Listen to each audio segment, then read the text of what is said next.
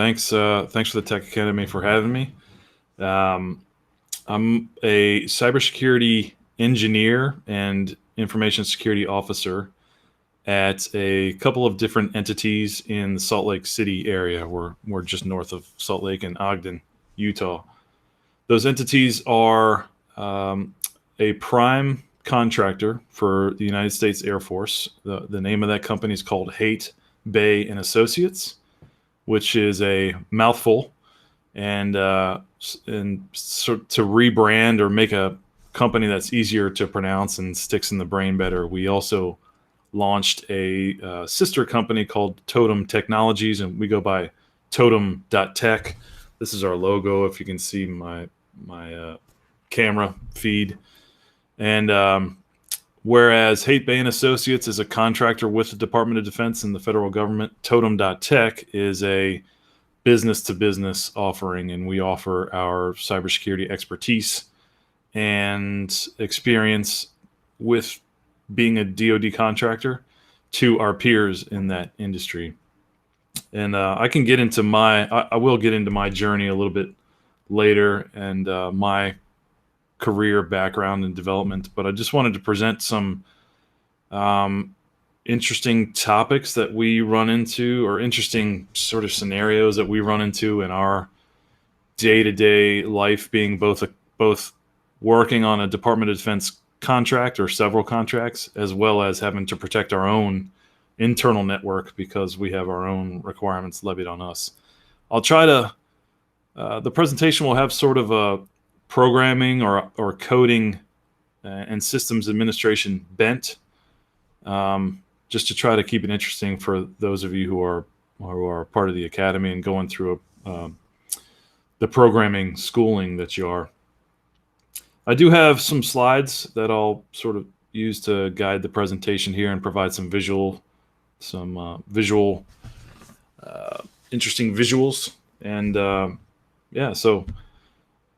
if feel free to ask questions at any time. You can do it in the chat, and I can see the chat, and then there'll be plenty of time after the presentation for a little Q&A session as well. What you're looking at here on this slide, this picture, is the United States and our allies' latest 5th generation stealth fighter, the F35 Lightning. Sorry, it's manufactured primarily. The prime contractor is Lockheed Martin, and it took 20 or so years to develop, and it's now part of our weapons arsenal for the Department of Defense.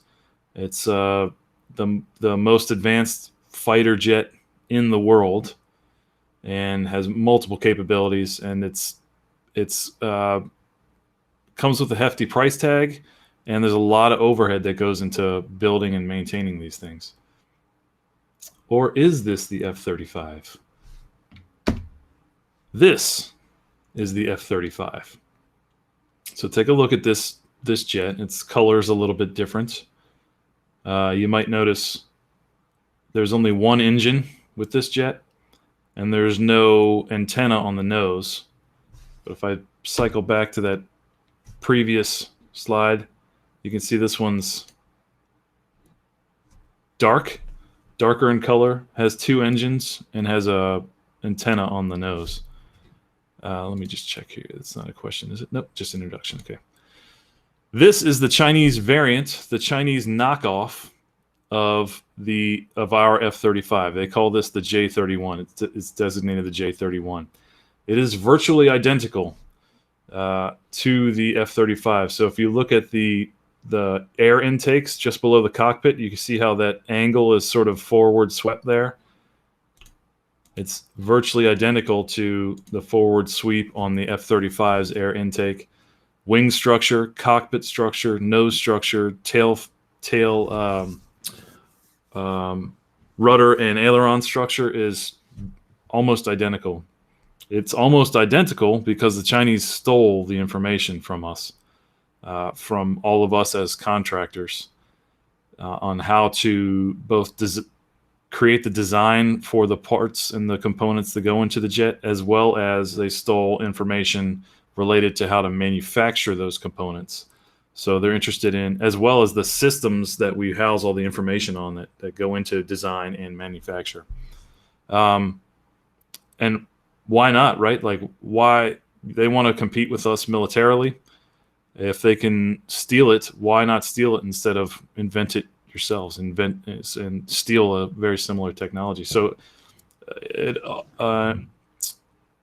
the indications are that the J31 has very similar capabilities to the F35. I mean, it looks almost identical.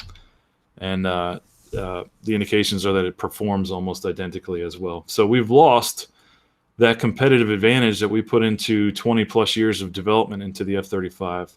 We as a nation and our allies have lost that to the Chinese. And a lot of their theft came through cyber espionage and cyber attacks. And a lot of their focus was on actually the small business suppliers and vendors and subcontractors to Lockheed Martin. Those of us like Haight and Associates. The Chinese know that we are typically weaker in our cyber defenses, so we're an easier target. And they know that, Lockheed Martin doesn't necessarily manufacture every widget that goes into the F-35. So every valve that's in the engine is not manufactured by Lockheed Martin. They subcontract a lot of this work out to suppliers and vendors. And through an aggregate attack and compromise of all of us suppliers, they can get these little disparate pieces of information from each supplier and then aggregate it. And what it ends up being is their J31, which is a knockoff of the F-35. The real kicker is that because they stole all the design and manufacturing technology, they can manufacture the J31 for about $10 million. It costs us about $100 million to manufacture an F-35. So for an order of magnitude cheaper, they're producing essentially an equivalent weapon system and have completely compromised our competitive advantage as well as economic advantage in the production of this jet.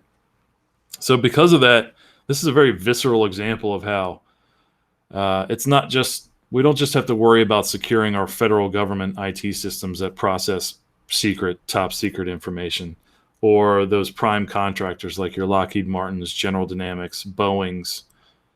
It's not just about protecting information systems associated with those entities, but also us as the little guys, the Haight and Associates, the Totem Technologies. It's incumbent upon all of us to protect this information.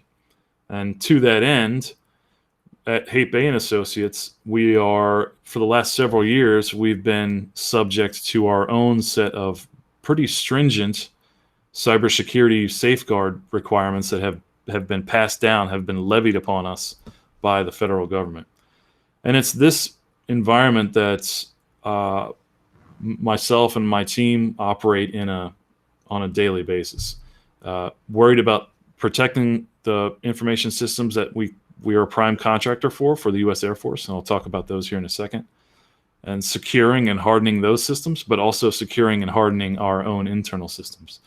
And the hardening, the protection, the securing, there's so many aspects to what it takes to build a layered defense, a layered cybersecurity defense protocol and program for an organization. From everything from writing policies that dictate how technology is employed to actually employing that technology. And a lot of what we do involves a lot of the technological implementation for safeguarding information that we do actually involves coding, specifically scripting, not necessarily compiled code, but we do a lot of scripting on a daily basis. We're scripting something. So I hope to sort of flavor this presentation with the fact that we do some programming in-house, and it's all related to cybersecurity. Let me just check for questions real fast. Somebody thought it's F-22. They look kind of similar. The F-35 is it's got some pretty significant differences, especially in the fact that it's one engine. But yeah, this other one is the Chinese knockoff of that. So Haight and Associates, we are a prime contractor for a U.S. Air Force weather weapons system. You're looking at it here in the left-hand image of the presentation.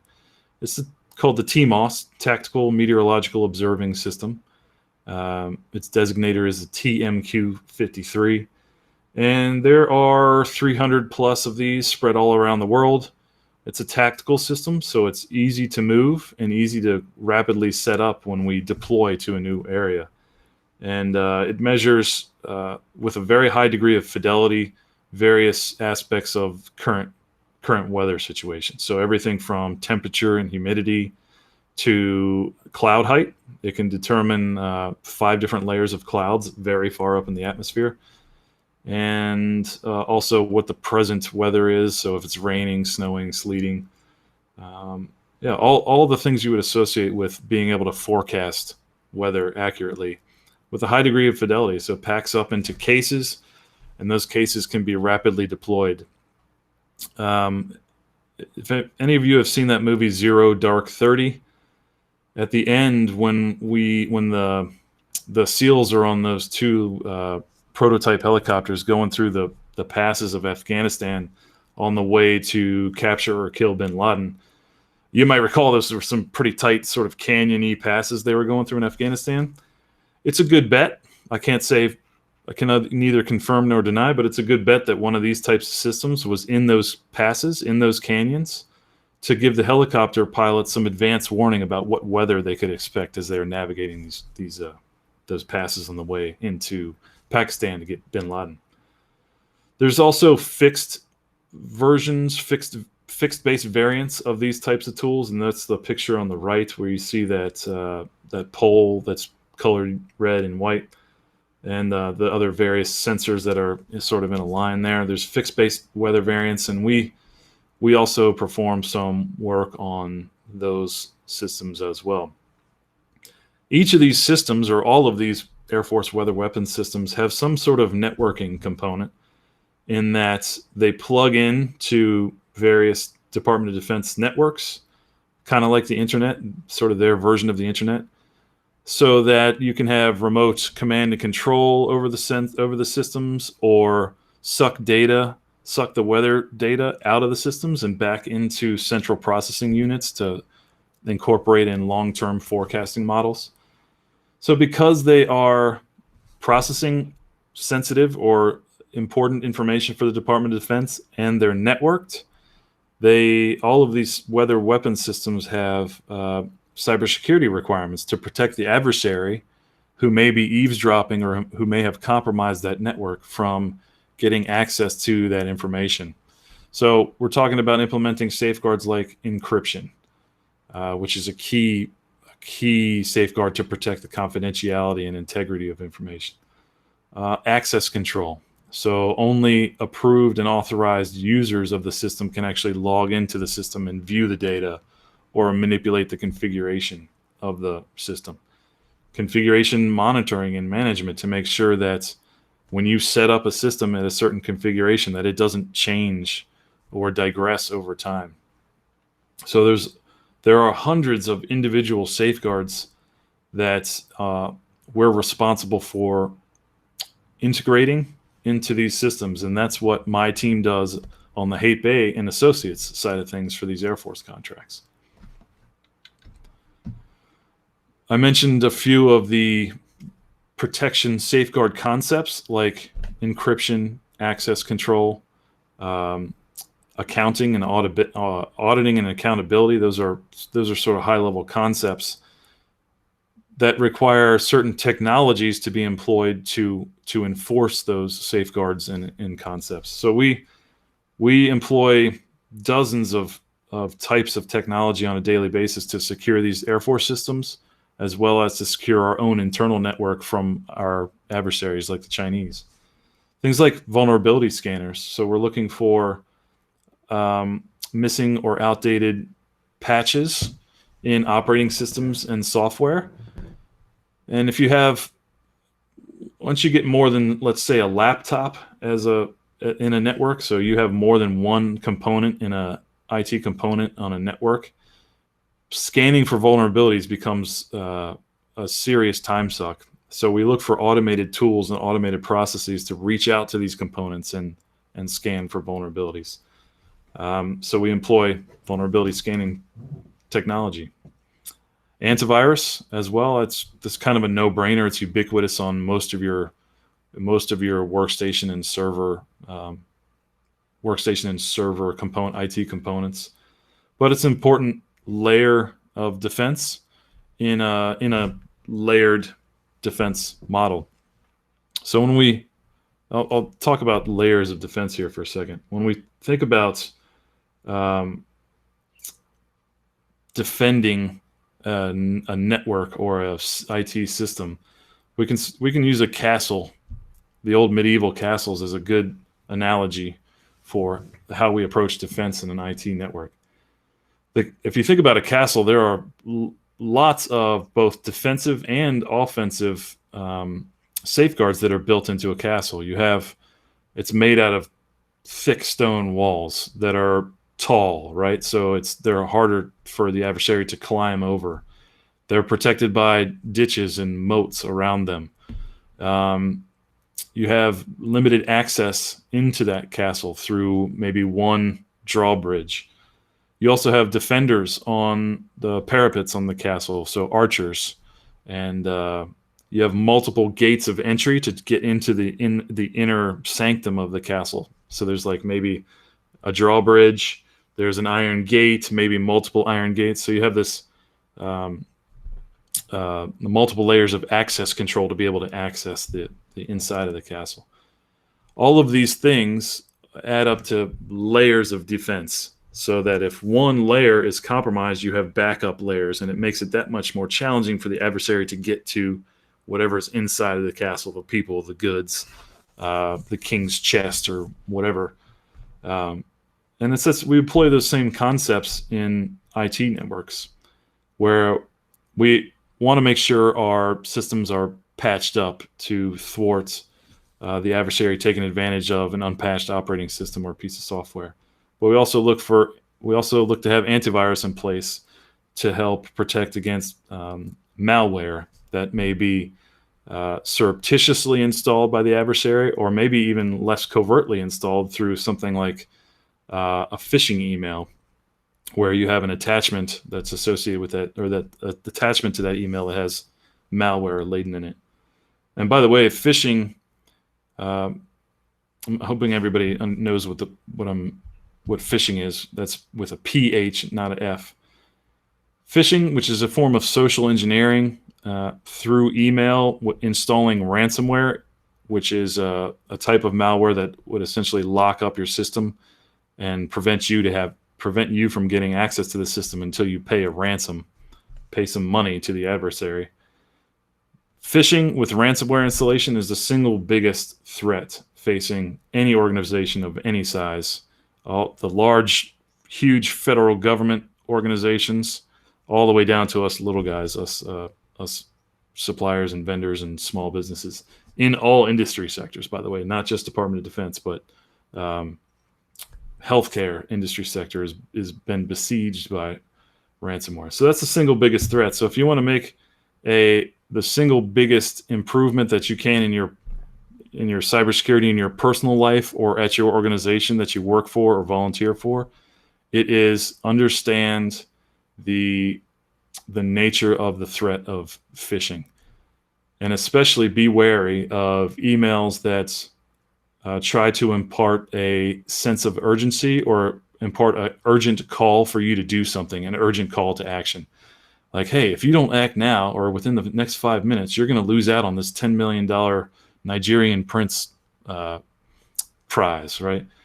Or we need you. You're going to be locked out of your account in 10 minutes if you don't provide us your username and password. That urgent call for action should raise the hairs on the back of your neck, send out your trigger your spidey sense. You should beware of those. I think I saw a question come in. Why ransomware? Then they let you know they're in. Chinese internet is great with pop-ups that people accidentally click on. Yep.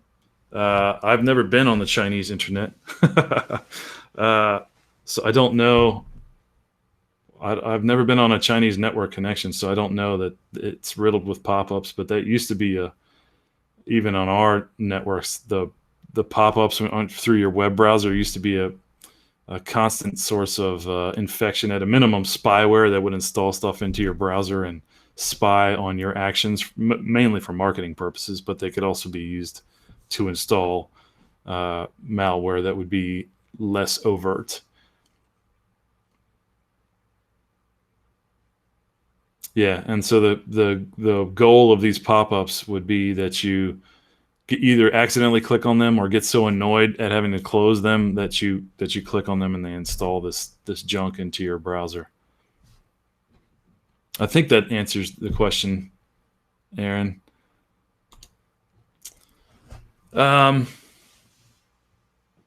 So back to the technologies that we employ, and it's all about layering defense in either in a component like a workstation or a firewall or a router, or the network as a whole.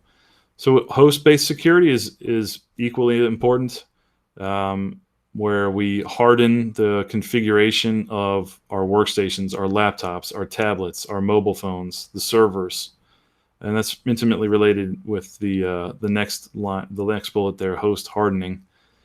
So it's not just about protecting servers or training folks on being wary of phishing emails. It's about actually preventing malware from getting installed in the first place through secure configuration.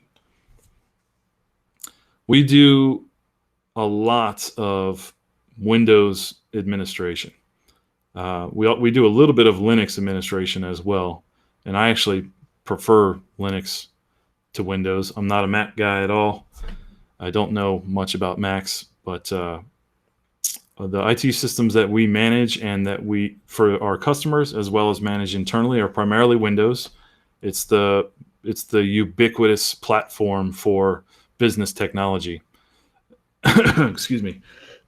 So to perform this administration, we run all sorts of scripting to help automate administration tasks, including the hardening of these systems and deployment of cybersecurity software. So we run batch scripts, registry edits. The Windows registry is where all of the configuration of a Windows machine is stored, and we can automate those edits. Automate Active Directory, so user account and device management through the Windows Active Directory scheme. And then we rely heavily on PowerShell, which is the native Windows scripting environment. It's got a lot of the features of Linux Bash scripting, but also you can tie into essentially any aspect of Windows system through PowerShell. So if I make recommendations to break into the cybersecurity career field, which I'm sure many of you are interested in, cybersecurity all starts with some knowledge of IT, information technology, period, and especially information technology administration. So if you're interested in breaking into cybersecurity, I would encourage you to look for open IT administration jobs, even though it may not be your cup of tea per se. But as an IT administrator, you're going to have plenty of opportunities to execute your programming prowess and sharpen those programming teeth, because you're going to be creating all sorts of automation schemes. But it'll also introduce you to the inner workings of computer systems. And cybersecurity is all about protecting computer systems in layers of defense. So not just the outer layers, but also at the very base, inside layers of IT systems. I'm a physics major, physics undergrad, and I sort of make this analogy. There is no physics or biology or chemistry, for that matter, without mathematics. So similarly, there is no cybersecurity without IT. So cut your chops if you can in the IT administration realm. Towards the end of the presentation, I'll also touch on some other interesting career fields that may or may not be related to IT administration that you could break into the cybersecurity field with some programming background. A couple of other important concepts and technologies that we employ: multi-factor authentication. So multiple ways to prove your identity to whoever's looking to authenticate you. So it's not just about usernames and passwords anymore. It's a second or third factor on top of a username and password. So you may be familiar with things like smart cards. So this is a DoD smart card that we use to log in. It requires both you to have the smart card as well as to know the PIN that's associated with this smart card. So those are two factors or two methods that having the card itself and then authenticating with a PIN. Those are two methods, two factors of authentication. And then I'll get to the questions here in a sec. I'll just wrap up with this slide. Last is, or not last, but another technology we employ is event auditing. So knowing what's happening on any given IT component at any given time, collecting those events. So somebody logs into a computer, it'll make a little log file in that operating system, collecting those log files and analyzing them for anomalies. And that provides these layers of defense. So it's similar to draw back on our castle analogy, a sentry that's whose sole job is to walk the castle and look for weird stuff going on. And that sentry would be very attuned to what an anomalous behavior would look like in the castle. It's the same with the event auditing aspect of layers of defense. Let me take a look at the questions here. If I go to China and log on to Wi-Fi, have I exposed myself, and how to protect? I would not recommend going to China and logging into Wi-Fi.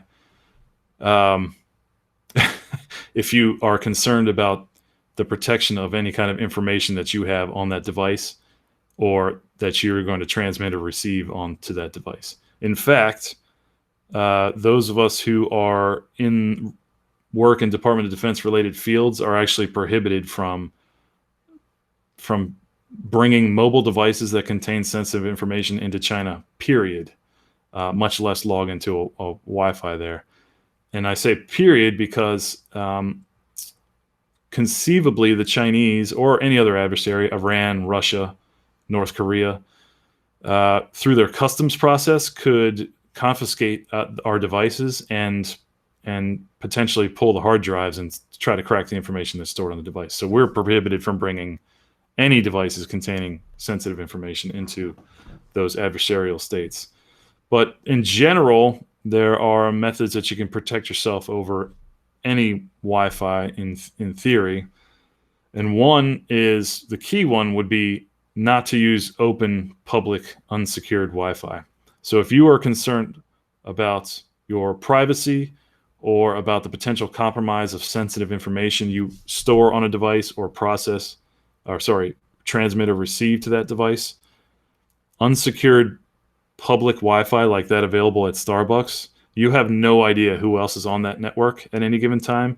And you're an adversary or somebody looking to compromise your private information could be sitting on that network and eavesdropping to all of your traffic, or doing things like running vulnerability scanners on your device and looking for missing patches and sitting there waiting to find a missing patch and then attack your device through that vulnerability. So don't use public unsecured Wi-Fi. I'm a paranoid cybersecurity guy, so I carry a Verizon Jetpack, a little hotspot with me, and I use the cell network for my Wi-Fi connections wherever I go, even personal or work environments. So make sure that the encryption protocol that's on the Wi-Fi connection is WPA or higher. That's Wi-Fi protected access. Don't use WEP and avoid Wi-Fi that uses WEP. That's the wired equivalency protocol. It's not secure, period. If you have to go to China and and you're required to log onto Wi-Fi to get back to your corporate networks. And yes, Aaron, a VPN would provide some layer of protection. That's a virtual private network, because your connection, at least back to your corporate network, would be encrypted. It still does nothing to address the underlying issues with that the fact that the Wi-Fi, all the traffic could be eavesdropped upon. So if you don't have strong encryption on your VPN and you're using that Wi-Fi, it's not gonna help. Sure thing. Okay, so those are some of the technologies, and I'll drop into some of the other technological related cybersecurity fields here in a bit. But I wanted to touch on the principles we live by, especially related to programming or code. First and foremost, if you're going to repeat a task, an IT task, more than twice, automate it. Spend the time, and figure out how to automate it. And if you don't have the time, then you have a strong justification to push back on your supervisor or whoever that's not allocating you the time, because if you're repeating a task more than twice, you are wasting their time. So learn to script if you're in the IT administration realm. Learn to script. Learn to use those things like Bash, Batch, registry edits, and PowerShell, and automate.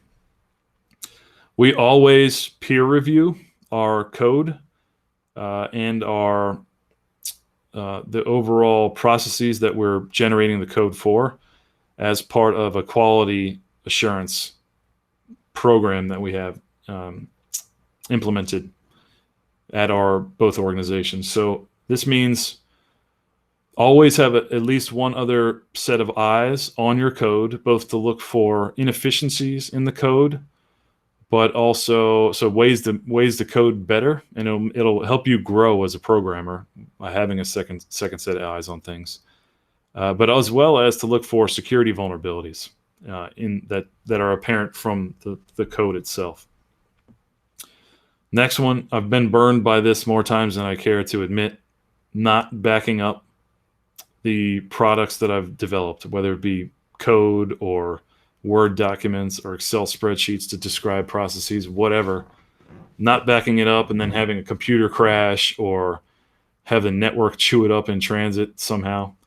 So always back your stuff up. We follow the 3-2-1 rule. So that means you always want to have 3 copies of any given important piece of information. 2 on site on different media. So I would have, if I'm building a PowerShell script on my laptop, I would have the script stored locally on the laptop, and I would also back it up to an external hard drive, or when I'm at the corporate office, back it up to our file server. And then also have 1 copy offsite as well. So backup offsite in case there is a disaster in your local facility.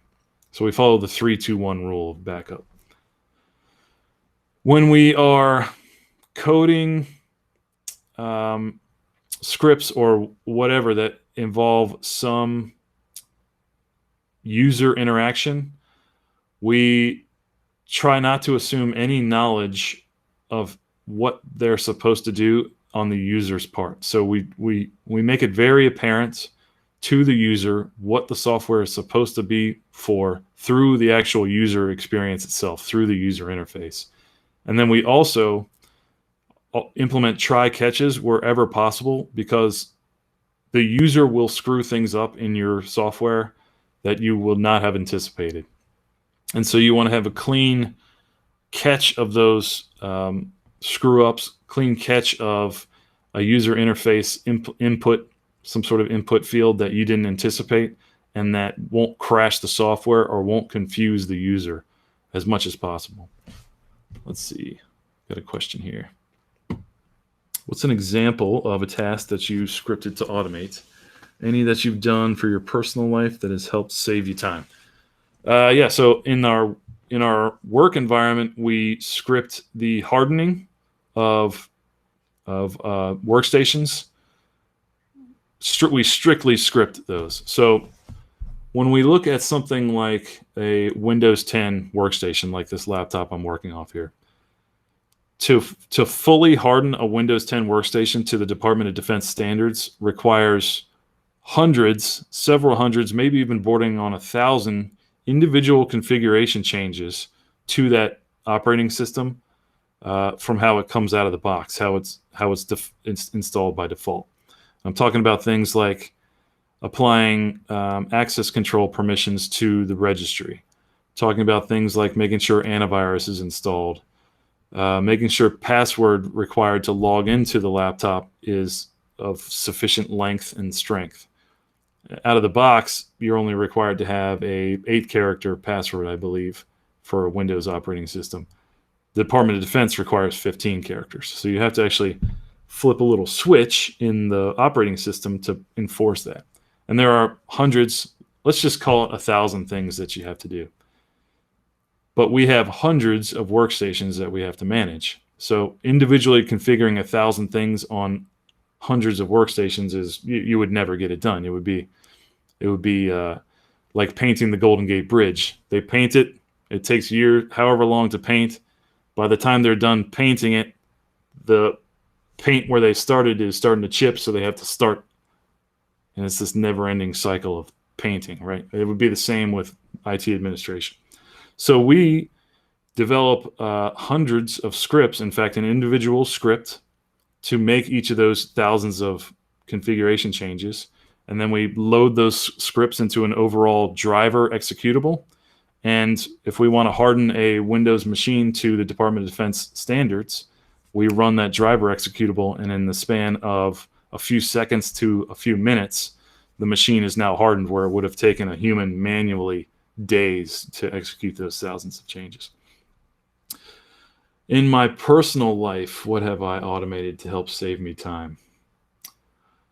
You know, I work so much in computers. I'm not one of those guys that like it lives and breathes computer stuff. Like I have to disengage myself. So back in the day, you know, early on in my career, I spun up a lab so I could really teach myself IT administration stuff. And I would spin up Linux machines just because I thought they were cooler than the Windows stuff. So I would automate, but it was all in the cybersecurity realm. So just to sort of teach myself, I would automate Linux bash scripts to do things like really harden the machine. So I don't really use computers in my personal life. I try to get away from them and read a book. So I can't, I'm sorry, Jen, I can't really think of anything right now. Maybe I will over time that I do in my personal life automating. Yeah. So back to the principles. Don't assume any knowledge on the user's part. And in fact, don't assume that any user assume beneficence on the part of the user, or benign ignorance, benign negligence. Don't assume that they're out there trying to break your stuff and get angry at them when they discover an error. The users are just usually negligent. So take it upon yourself to make the software experience, the user interface and user experience, to help them overcome that negligence and make it very apparent what they're supposed to be doing. And we live by this principle because we're generating software that airmen in the U.S. Air Force or soldiers in the Army or Marines have to use. And these guys and gals they may be 18, 19 years old and have no IT experience except from their cell phone. But they are responsible for operating and maintaining this weapon system that they've been entrusted with, right? So it's our job to make sure that software that they use as part of those maintenance activities is as self-evident how to use it, as clear-cut how to use it as possible through the user interface itself, that they don't have to draw back to some manual to figure out how to use the software. Test, test, test, and then test some more, and always update a test plan.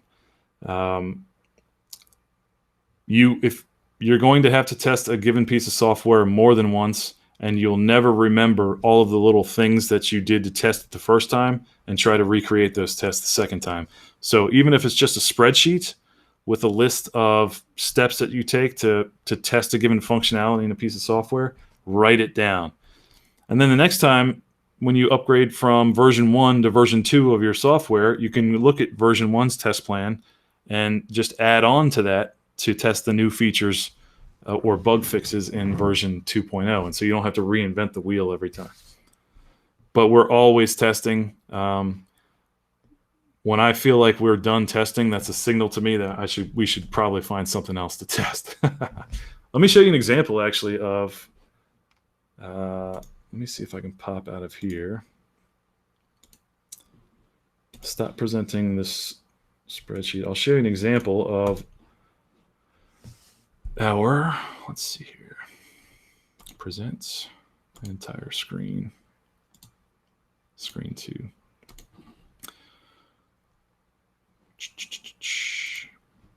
All right, so this is a piece of software that we build for our business-to-business offering on the Totem technology side of things. When I say we build, I have a team of developers, so I don't write much code for this. It's mostly in Python, and I'm not too savvy in Python. It's one area I need to improve on. But we build this tool to help us store our customer cybersecurity planning information. So we offer cybersecurity planning services, cybersecurity program planning services to our customers. And then we built this Totem tool. It's a cloud-based tool in Amazon Web Services. But as part of the testing of that tool, let me see if I'm logged on here. Yes, I am. Our test plan is just a spreadsheet that we maintain in SharePoint with a list of tests, the test protocol, so the actual test action that needs to be taken, who did it, what browser, what time, what day, did it pass or fail, what's the issue or bug that it's associated with in GitHub, and then notes and comments. And it's just this spreadsheet. And this is for a piece of software that we actually sell to our customers. And you can get a lot fancier with this in your continuous integration and development environments. Run test cases through GitHub, through something like Jenkins, your code repositories. But for us, this works just fine. We're a small team, so that's what I'm talking about with a test plan. It doesn't have to be fancy. And this is another key here. Excellent and done beats perfect and unfinished. At some point, you're going to have to release your code to the wild, right? Your program to the wild. So strive to make it excellent and strive to make it perfect, but know what's good enough and get it out there. Because if you're striving for perfection and you're a perfectionist like myself, that perfect is always somewhere down the road. And if we had to make it perfect, it would never get released. So excellent and done is sort of an intuitive thing. Maybe there's methods to teach it, but we teach our crew through experience and try to be exemplars to them about, hey, okay, I think we're good enough done. We can put it through alpha test and then find bugs, work out the kinks, put it through beta test. But we're going to freeze the code right here and say that this is after beta test, it's good to go. Let's see. I'm not going to dig into the weeds of the requirements on us, so I'll skip this little section. I did show you our Totem software, so I'll dive back into that really quick. Oops. This is our software itself. What's the username I have here? This is version 3.0 of our software, and we are in alpha test of this software right now. But this is a piece of software that is making building a cybersecurity program for a Department of Defense contractor a more pleasant experience than managing a dozen different spreadsheets and Word documents that contain the policies that dictate your cybersecurity program. So an example cybersecurity policy is an access control policy, where the organization defines explicitly who gets access to what sensitive information within that organization. So this is written mostly in Python, and we control the entire infrastructure platform and software as a service in Amazon Web Services. Quite proud of this software. It's actually pretty cutting edge, at least for the cost in our industry, and we get nothing but good feedback about it from our customers. I won't dig into the weeds of the software itself, but just to note that Totem.tech does build software. So what's the question here? Any standards that you look to before coding, federal or otherwise? Yeah, if you're going to process federal information in a piece of software that you're building, the Totem tool does not process federal information, it processes private sector. But if you are going to process federal government information, you're actually required to address certain coding standards in the software itself. And if we look up US CERT software assurance, so US CERT is the US Computer Emergency Response Team, and they have all sorts of recommendations for what they call providing assurance of the security of the software, aka software assurance. So they have various high-level standards, so standards at a 30,000-foot view for what's required of a secure functions within the code, what's required of a robust peer review process, what are approved source code analyzers for static and dynamic code analysis. By the way, you can find those if you Google, let me see if I can remember it. It's not Namaste, but it's like it. I can't remember it right now. There's a NIST, the National Institutes of Standards and Technology, publishes a list of recommended source code analyzers. You don't want the stove on, do you?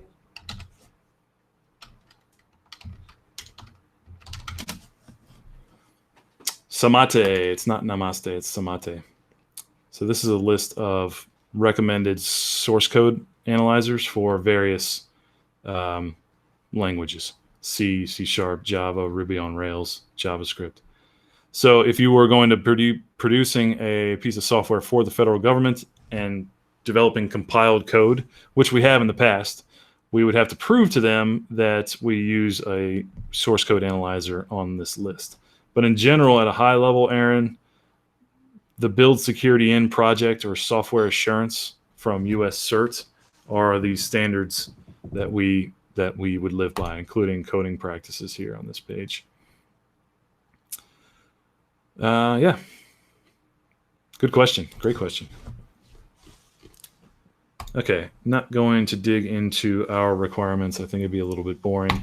Let me talk about some areas of cybersecurity where programming and coding, that skill set is of high value. And penetration testing. So this is analyzing a IT system or an IT component for its vulnerabilities and then attempting to exploit those vulnerabilities, both to see if you can compromise the system and to see if the system owner can detect your activities and respond to your activities. So that's what penetration testing is. Looking for vulnerabilities and trying to exploit them is a really interesting and growing field in cybersecurity and relies heavily on scripting to automate repetitive tasks, such as trying to brute force crack passwords or authentication mechanisms, as well as developing compiled code, your own custom malware, let's say, to try to bypass the environment's antivirus systems. That's an example. But also On the flip side of that, so the penetration testers are the folks that act like the attackers. The attackers we call the red team, like the bad team, red being connotating bad or evil. On the flip side of that, during a penetration test, you'll often have the organization spin up what we call a blue team, which is trying to detect the red team's activities. And part of blue team activities would be reverse engineering that malware that the penetration testers have attempted to get executed on your system. So there's lots of coding opportunities and programming opportunities in penetration testing. And I think I have an example on this next slide of the reverse malware analysis. Yeah, I do. Let me pull this up. Bring this over here. So this is a really cool example of what I thought would be a super cool job. In the cybersecurity field that would heavily involve programming skills, programming chops. So let's see. This thing is a piece of ransomware that I think Sophos. Yeah, this is a Sophos. It's a very highly respected endpoint protection, including antivirus vendor out there. They're called Sophos, and they reverse engineered a piece of ransomware that they nicknamed Robin Hood. And in this write-up, this dossier, this white paper about their reverse engineering, they really go into the nuts and bolts, into the guts of the code itself. They mention which executables the malware either installs or takes advantage of in a Windows system. And you can see here that they show snippets from the reverse engineered or the decompiled malware and take you step by step through what each of these modules in the malware is doing to compromise the system. I won't dig any further in the weeds of what it's doing. I can tell you it took advantage of old hardware driver versions, so unpatched hardware driver versions on legacy Windows systems. Took advantage of a vulnerability, a bug in a particular driver, and used that vulnerability to install its own malware to gain a foothold. And then it's ransomware, right? So it would lock up your system. And let's see, the ransomware screen is here. They are asking for payment to unlock 10,000 each day. The price increases by 10,000 each day after 4 days. However many Bitcoin that is. Yeah, so it's ransomware. I thought this is pretty cool. Be a super cool job, I think, to be part of like a team of like Sophos or Symantec or McAfee, and your job is to unpack malware, figure out how to decompile it, or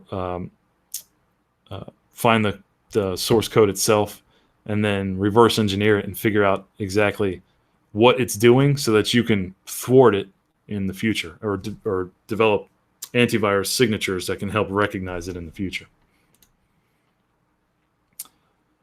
So penetration testing, I just have a couple of screenshots on this from a couple of different tools that we would use to discover vulnerabilities in a network. The left-hand image here is the output of a tool called Nmap. If you're interested in cybersecurity and want to start understanding IT administration, do yourself a favor and download Nmap. It's free. It's open source. It's a network scanner. It's very powerful. You can run it from the command line or from a GUI, and it's very powerful at discovering vulnerable surface attack area in a network. I won't go into that. But another tool that you see output from here is the vulnerability scanner that we use. Let's see this top one here. Sorry. This top image is from a vulnerability scanner that we use. It's a paid-for tool called Nessus. It's it'll actually log into IT systems, into a Windows 10 or a Windows 2016 server, and work its way from the inside looking for vulnerabilities. There's a free version of this tool. It's called OpenVAS. I'll type it in the chat. I'll type both of these in the chat. One is called Nmap, and the other is Nessus, which is equivalent to open source OpenVAS. And get OpenVAS and start playing around with that on your own little home lab, home network, and just familiarize yourself with how a vulnerability scanner works. Often though, in order to effectively penetration test, you don't even need fancy tools to be able to do it. We had a penetration testing engagement for one of our clients, and just through what we call open source intelligence, or just looking at the surface of their website, the outermost pages of their website, the login page, in fact, we found we could download the style sheets associated with the web page, the CSS files, and there were all sorts of comments in the CSS files themselves from the developers that mentioned actually their private repository on GitHub, private code repository, and it turns out it wasn't so private, in that they thought it was private, but we were able to get access to the private repository. There was no multi-factor authentication, and a couple of the user accounts had easy to guess passwords, and so we essentially had the keys to their web service kingdom, because we had access to all the source code. And that was, no multi-factor on the GitHub repository. So we didn't have to use any tools, just inspecting web pages in a web browser, viewing the page source, and the style sheets themselves gave us the keys to the kingdom. All right, just a quick, I told you I'd talk about my path into the cybersecurity industry, and then I'll turn it over for questions. I started so I was physics undergrad. I came out of school, and the physics degree is a little high level. It's not quite engineering degree, so I couldn't really get any engineering jobs. Not that I was particularly interested in any of them, but my recourse was to teach. So I taught high school physics and mathematics for 4 years, got kind of bored with that, and decided I wanted to pursue engineering again more seriously. And so I, through a couple of connections, and I'll stress this, my entire career has been built off of connections, networking with folks, attending presentations like this, and hitting me up on LinkedIn afterwards, and networking, expanding your network. My entire career, I owe all to individuals within my network, and my mentors, folks that I just ran across and struck up a rapport with. And then, a couple months later, they were like, "Hey, I got a job, and I think you would enjoy it." Like, I've had that in my career. So network. But through my network, I got offered a job to join a team actually flying a NASA satellite called the FUSE satellite, FUSE. That's the Far Ultraviolet easy for me to say.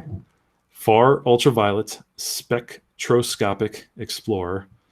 And it was about a Winnebago size satellite in low Earth orbit that pointed away from the Earth to analyze ultraviolet anomalies in the universe, things like black holes and supernovas. And we actually controlled this satellite out of a tiny little control center in the basement of the physics building in Johns Hopkins University in Baltimore. I'm an East Coast guy. I grew up in Maryland and live in Southern PA. So super cool. A small team of us, very tight-knit group of 6 of us that actually sent commands to this satellite.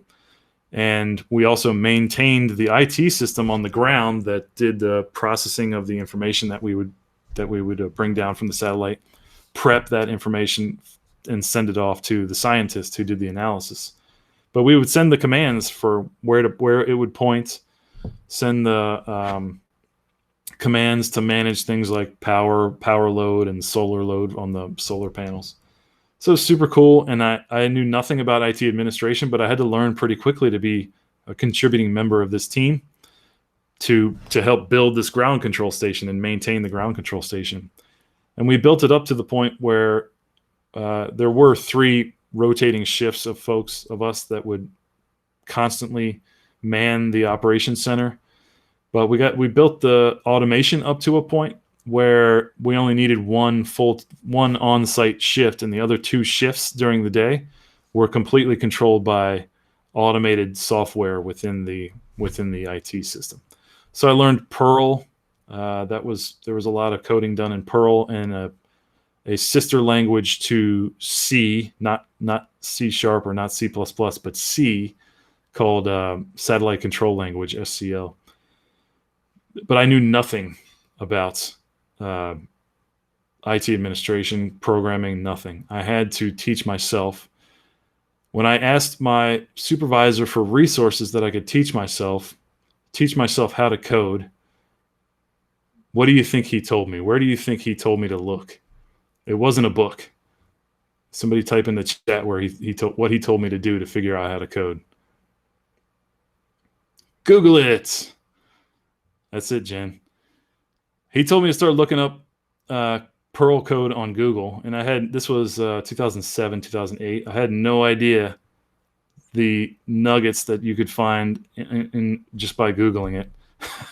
And there's no shame in it. Finding a function or a module or a subroutine on Google that does exactly what you want it to do, there's no shame in that.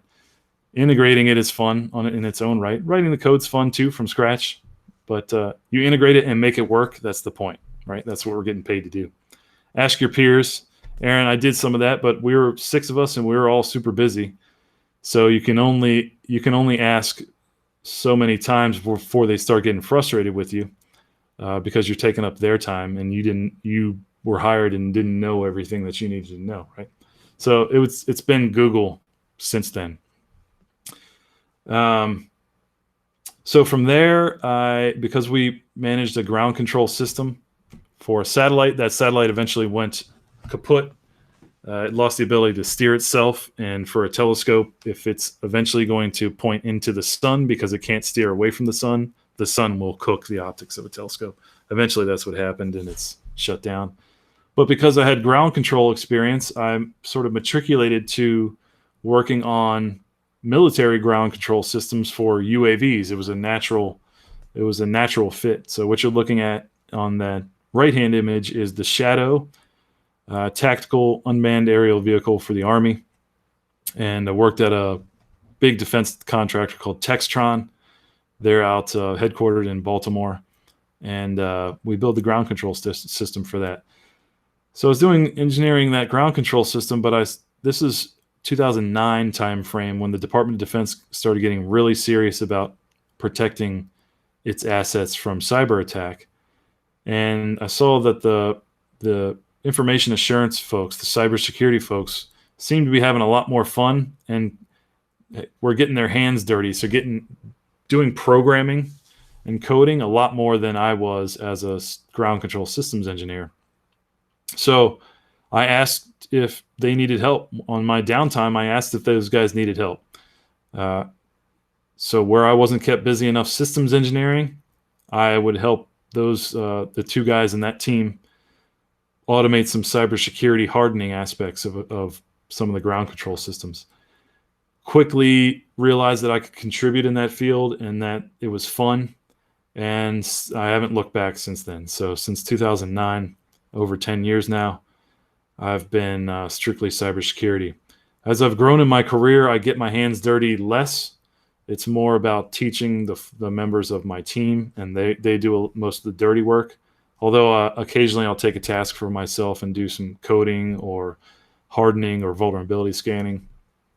More and more my job is to help our military customers develop the policies and navigate the compliance waters associated with all the red tape and bureaucracy associated with the federal government IT system. And I don't mind that either. There's very few of us that have the stomach for that are masochistic enough to take on the red tape. And so you can make money in that aspect of cybersecurity as well. So I don't mind doing it. And over the course of the last 5 or so years, protecting the Haight Bay network, we've developed ourselves into really experts in the field for how to secure a small business operating environment from cyber attack. And so we have a level of expertise in that field, and we launched Totem.tech or Totem Technologies 2 years ago to market that level of expertise to our peers. That's my story. Here's my information. Well, there's my email information. LinkedIn, you can look up Adam Austin Cybersecurity on LinkedIn. I'm on there. I'd love to connect with y'all. I gave a presentation at the Salt Lake Tech Academy a few months ago and made some really good connections out of the folks that attended there. We are growing. The coronavirus stuff has put a damper on our growth, but we fully expect once this stuff blows out to pick right back up where we were, because the cybersecurity requirements and the cyber attacks aren't going away. In fact, there's good evidence that our adversaries are taking advantage of the coronavirus to ramp up their level of attacks, especially China. So securing our Department of Defense customer networks as well as our own, the requirements to do that are not going to go away. So hit me up on LinkedIn, and happy to chat about opportunities we should have in the next 3 or 4 months. And then, that's the presentation. So I'd be happy to take questions from you all. There was a couple of good questions that were put in advance.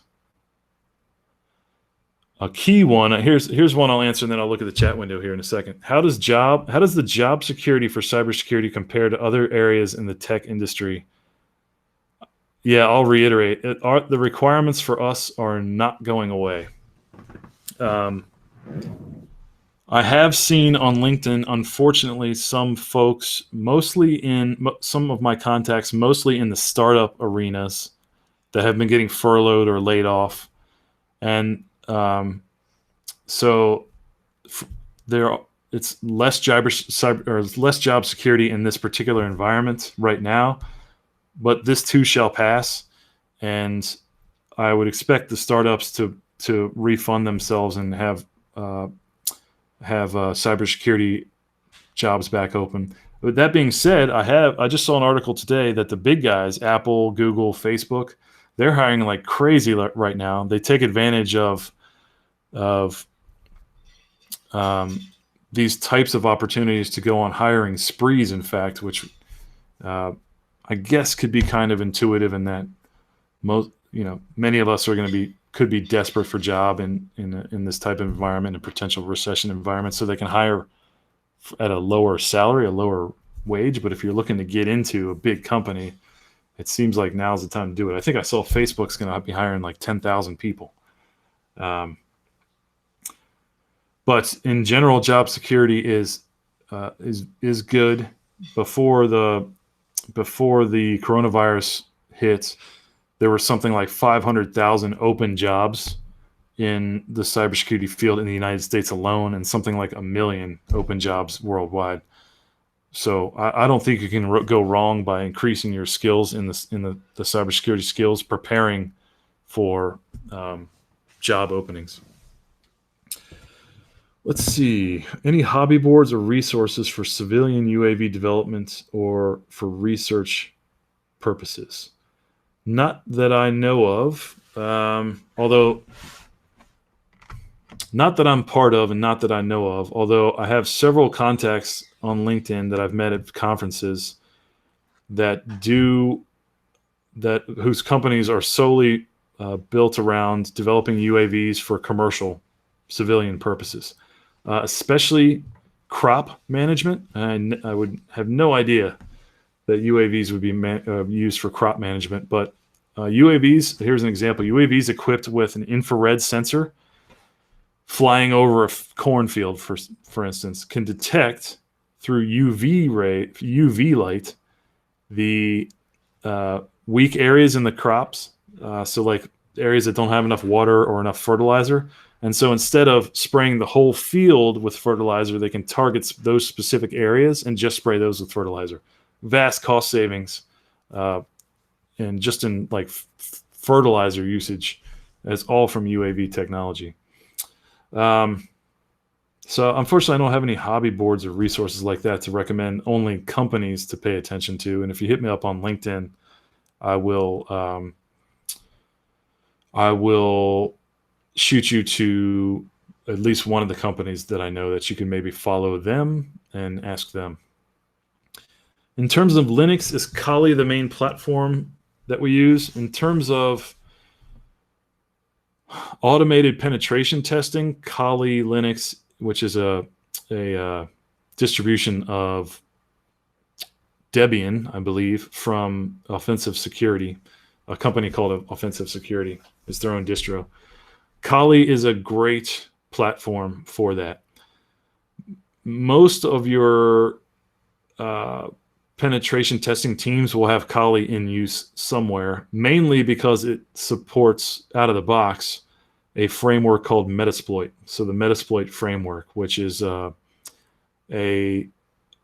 set of libraries of useful code with which to try to exploit vulnerabilities in a penetration test engagement. But Kali has lots of other stuff besides Metasploit. Like it has Nmap, OpenVAS built into it. So it's a great distribution to try to learn penetration testing. A lot of your more seasoned penetration testers will actually roll their own platforms with their own custom tool sets, usually in a virtual environment, with which to launch attacks from or execute their penetration tests. And I say usually in a virtual environment, actually primarily in a virtual environment, because when you're getting paid to perform a penetration test, the results of that test are highly sensitive for the organization that's paying you to run those tests, right? So in a penetration test engagement, invariably there's a requirement that at the end of the engagement, you delete all of the results that you found, all of the compromising information you have on that organization. And a really easy way to delete that information is to use a virtual environment and just roll back to a previous snapshot, and then all of that highly sensitive information is gone, deleted, wiped. It's ether. In terms of Linux, though, I actually was certified as a Red Hat certified systems administration in the various flavors of Red Hat, CentOS and Fedora. So when it comes down to it, I'm more comfortable with Red Hat Linux. That being said, I just installed Kali on a spare laptop. I said I don't play around with stuff in my spare time, but I do. I set up a little machine for my wife and I to use just to do chats with the family, like through Google Hangouts and things. It's got a sort of nice built-in camera. And I actually installed Kali on that just because I figured, hey, if I'm going to install Linux, let me see what the latest goodies are on Kali, and then install Google or Chrome on that, and we use that thing for Hangouts. Yeah. Other questions? Let me see. Cycle back to how does a programmer study and gain experience to get their first job in security? Yeah, I'll reiterate. Look for some experience in IT administration. So if you're working for a company and but not doing anything with programming, or maybe you're a junior level programmer, you want to get into cybersecurity, go ask the IT admin if he or she needs help, and they always do. Those folks are so overworked, the IT administrators. Ask them what they hate doing, what their least favorite thing to do is, and volunteer to figure out how to do that thing for them. You'll be a hero in their book. You'll really get some good experience with scripting and administrating in IT environments, and you'll expand your network. So if I had any recommendation, I would say go ask how you can help your IT administrators.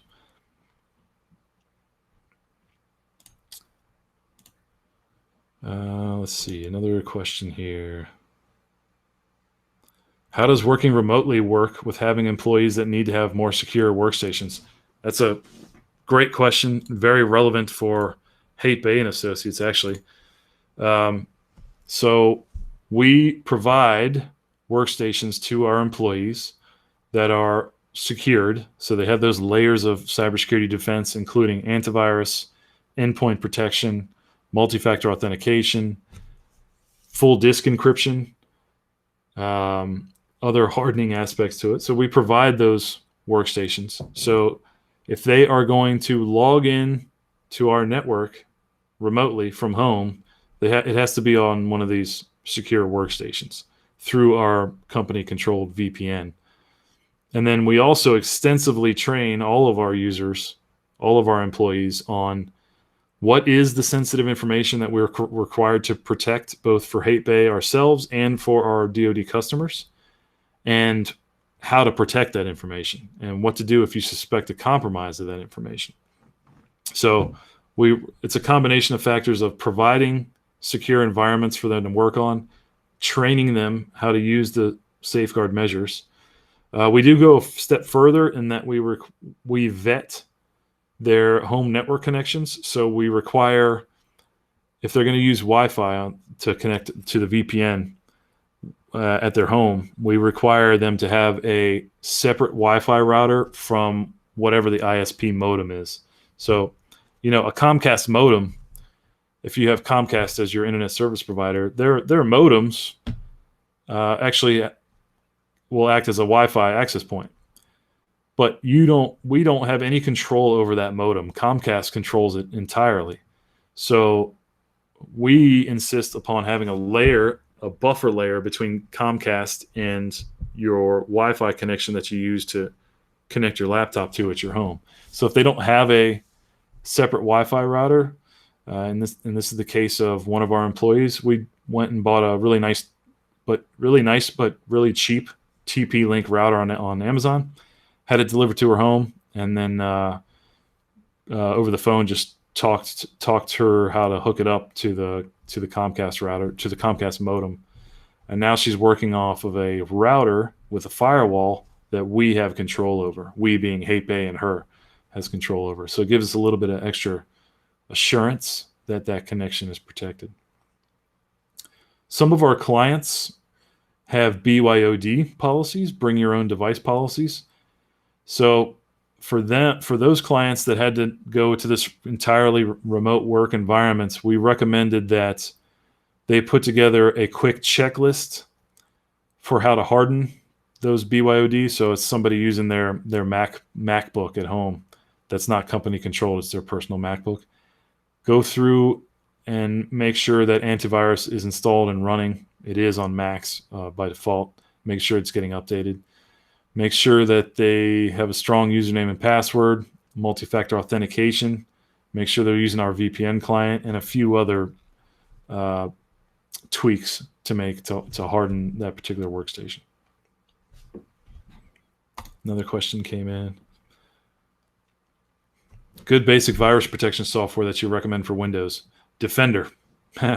Don't pay, if you don't have to, don't pay extra money for virus protection.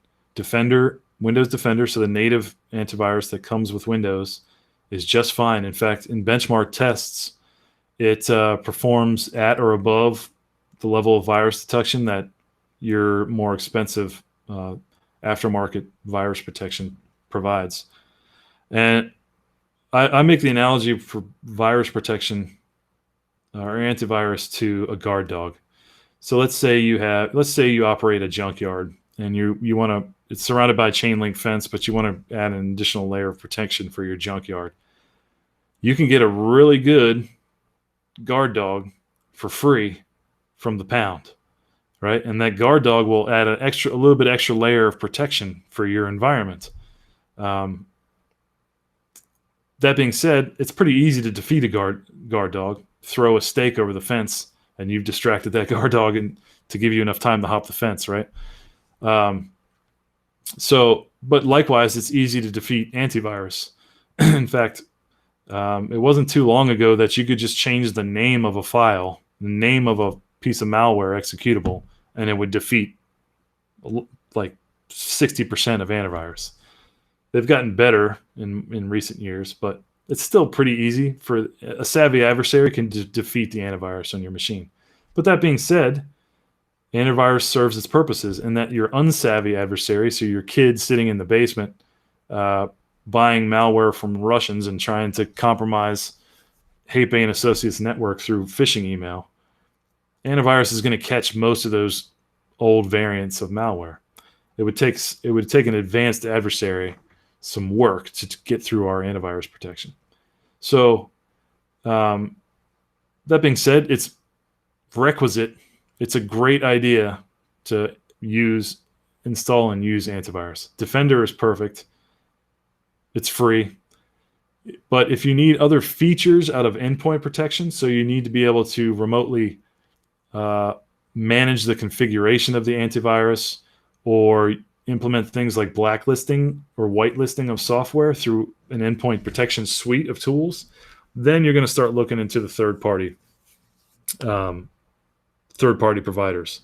Sophos has a great endpoint protection management tool, and we use them at Haight, but there are others out there. But we really like Sophos. It gives us the ability to blacklist and whitelist software. You can manage the configuration of our entire enterprise remotely, so through one central management interface, which is very nice. And it gives us some other protections and benefits as well. So I got a few minutes left. Oh, what are my thoughts on Stuxnet? Is there any real reason to be cautious about retail products from China, such as Lenovo computers? Yes. There's reason to be suspect of many things from China. There are a few products from a company called Huawei, Huawei, I think is how you spell that. And they're associated sister companies that are actually prohibited for use in federal government IT systems. You cannot purchase a Huawei router or a Huawei cell phone extender and use it in a federal government IT system. So it's a pretty good bet that the NSA has some knowledge that those products have been compromised by the Chinese government, and we should steer clear of Huawei products in general for civilian use as well. Lenovo a couple of years ago had a problem with a certificate that was installed by default on the machine that would allow remote access to it. They've fixed that problem. It's very hard to avoid any complete avoidance of Chinese technology in your IT system, though. This Dell laptop that I'm working off right now has Chinese motherboards and Wi-Fi adapters.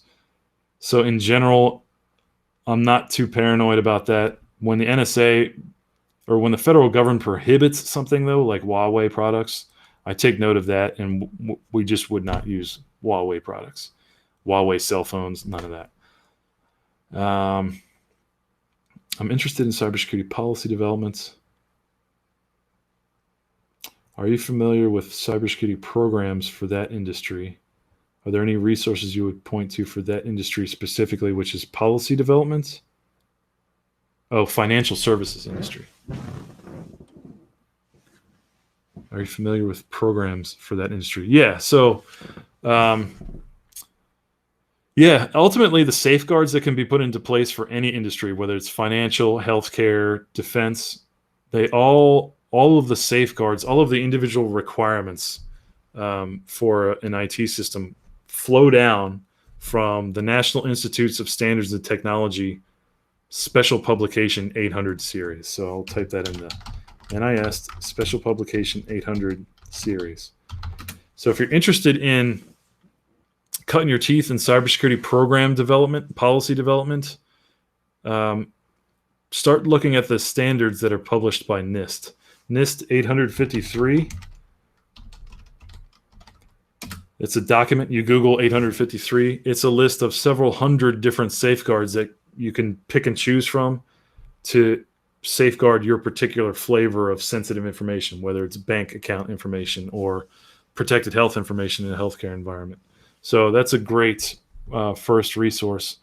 If you're really interested in policy and program development, I highly recommend pursuing an undergraduate or graduate degree in from an institution that's a certified center of excellence from the NSA. So that's NS. Oh no, that's not what I wanted to do. Not what I wanted to do. It is NSA CAE, Center of Academic Excellence. Institutions that have been certified by the NSA to teach cybersecurity program planning and risk management at a level commensurate with what's acceptable to the federal government, which is then acceptable to financial services, healthcare, all sorts of things. I think that's what you might have meant by programs, although if you meant more of like boot camp style, I'd have to think about that. What about WeChat, Tencent, etc.? Any thoughts? Tencent is Chinese. Do not use it, would not use it. I don't even use WhatsApp anymore because it's owned by Facebook, and I don't have a Facebook account for privacy concerns. I have those same concerns with Chinese flavors of social media and social connecting. We're using Google right now. I have no expectation of any sort of privacy through any sort of free service, including Google, which we're using right now.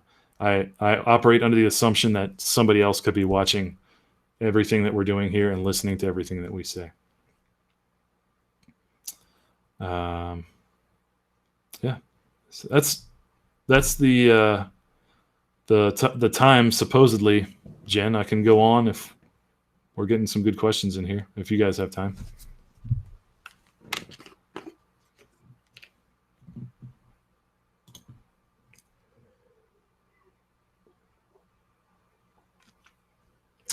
Yeah, let's see. I'll go longer. Looking through the questions in the chat here. So cybersecurity programs. Yeah, so for the financial service specifically, there are two laws, the Gramm-Leach-Bliley Act and Sarbanes-Oxley Act, which dictate cybersecurity requirements at a very high level for financial services institutions. And then you have things like PCI compliance for those of us that process credit cards. My recommendation to familiarize yourself with those requirements umbrellas, those requirements frameworks, is not to go read the law itself. Like, don't go read Gramm-Leach-Bliley. Look at what NIST publishes and start leafing through there's hundreds of documents in the NIST 800 series. Find ones that are interesting to you. Like 863 is the standards for robust authentication in an IT system. Start pouring through that. Look at the safeguard, the control requirements in 853, and familiarize yourself with those. When we hire at Totem.tech, when we put out a job opening, we require some sort of IT administration or coding experience, scripting experience, but we highly recommend that successful candidates will have familiarized themselves with the 800-171 standard. So that's NIST SP 800-171. So I can tell you as a hiring authority, we're looking for folks with familiarization that are familiar with these NIST standards. And you can't go wrong by becoming familiar with NIST 853, which is the grandmother of all controls frameworks. What are my thoughts about Stuxnet? We could talk about Stuxnet for hours in itself. So Stuxnet, for those of you that are unfamiliar, is a piece of malware that was loosed in Iran, the country, Iran. It was loosed in at least one of their facilities that they enrich uranium, the element uranium, for the purposes of creating nuclear weapons. And this malware, it was a worm, it was a network worm. It was loosed in the facility. It wormed its way through the network in the facility very stealthily. Got to the point where it infected the actual machines that make the uranium weapons grade uranium. So they're actually centrifuges. If you're familiar with like chemistry or biology class, you used a centrifuge. It spun around at a high rate and separated components in a test tube. It's essentially how you make uranium that you would mine out of the earth into weapons grade uranium that you would put in a nuclear weapon. Iran for years has been pursuing a nuclear weapon, and there are various nations that are interested, have a vetted or had a keen interest in preventing Iran from generating a nuclear weapon. Two of those nations would be our own, and another would be Israel. It just so happens that both nations have a very highly skilled workforce in three-letter agencies, one of which I've already mentioned, NSA, that can create very sophisticated malware that could worm its way through an Iranian centrifuge or Iranian uranium. Say that 3 times fast. Iranian uranium processing plants, and also have intelligence capabilities to know where that stuff is being processed at, and to know exactly what type of centrifuges were being used. So this malware, this Stuxnet malware, targeted a specific brand of Siemens centrifuge and ended up tweaking some of the parameters on the centrifuge so it didn't work properly, and ended up corrupting the uranium that was enriched. And it was only after the fact, well after the fact, that the Iranians discovered this. And the only reason that we know about this malware period is because it was so efficient, it actually wormed its way out of this Iranian facility and into some Eastern European facilities that ran similar Siemens software but for different purposes, and got detected by a more savvy adversary. And there's a really good dossier on it, a really good white paper. Let me pull up. If you Google the semantic Stuxnet,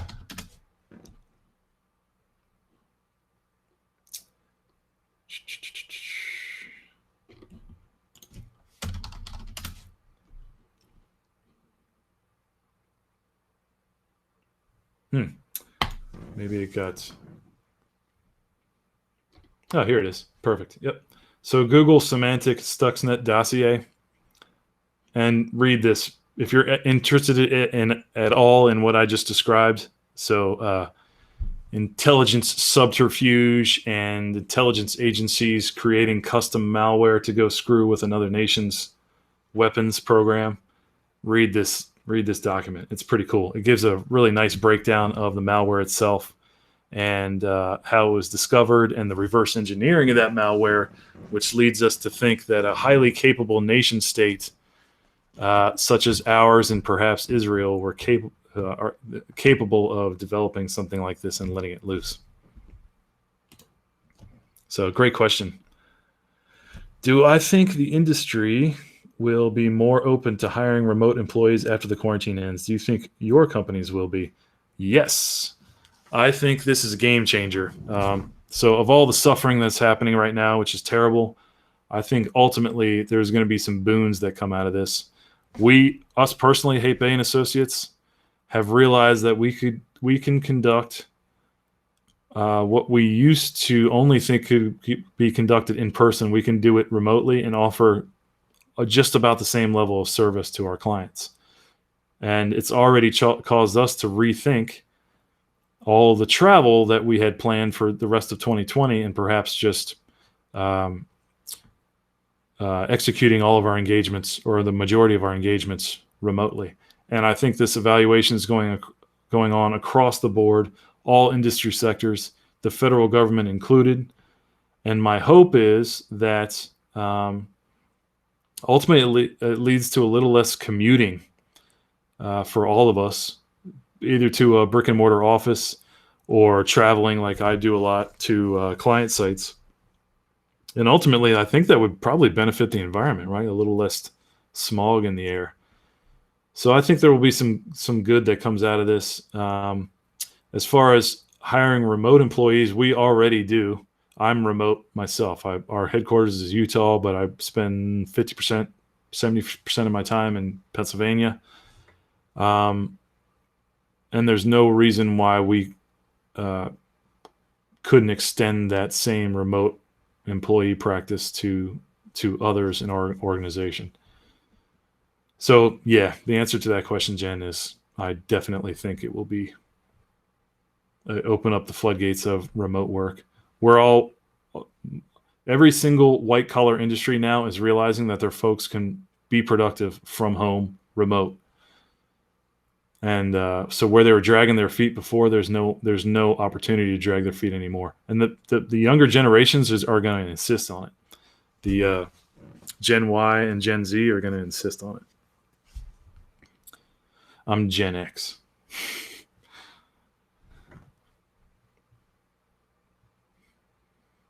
Other questions?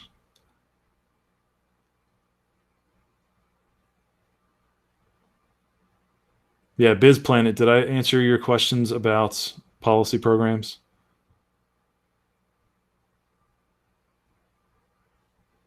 If you're still on.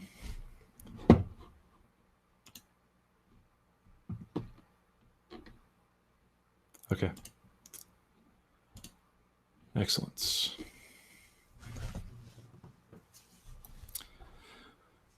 Yeah, you're welcome. Yeah, it's been my pleasure presenting. I like doing the outreach because I like the opportunity it gives us all for networking and to explain a little bit about what we're doing and give some advice to those of you that are trying to break into the cybersecurity field. Because I got really good advice when I was starting my career, so I hope to pass on a little bit of that. So my two main pieces of advice would I leave you with? Network, network, network. 3 main pieces of advice. Network, network, network. Where you can, ask your IT admins what you can do to make their life easier. And then use it as a learning opportunity. And then know what is good enough. So strive for excellence. Always produce excellence. Strive for perfection, but know when it's excellent enough and get your code out in the real world so it can be used.